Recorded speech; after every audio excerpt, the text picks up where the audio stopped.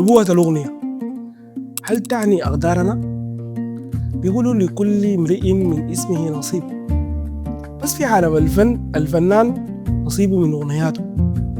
مرات الأغنية ما مجرد كلمات بنرددها، هي أحيانا بتكون نبوة لسه ما اتحققت أو حالة بتشبه صاحب الأغنية لدرجة التوحد. شوف محمود عبد العزيز غنى سكت الرباب بوجع ما كان مفهوم وقتها، كأنه كان بيجهزنا للحظة وداعه الصامتة.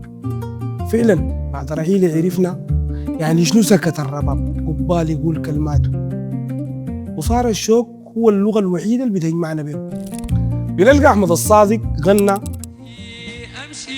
قبل فترة طويلة أمشي طول في بعادك ولما ترجع نكتفي، كأنه كان عارف أنه حيطول أو علاقته بجمهوره حيكون فيها حالة بتاعت بعد ولهفة وانتظار.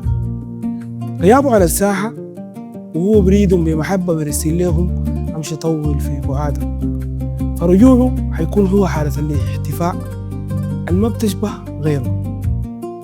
الفن الصادق هو اللي بيعكس حياة الفنان قبل خيال الشاعر، عشان كده لما نسمعه احنا ما بنسمع غنى، احنا بنسمع سيرة ذاتية مكتوبة باللحن.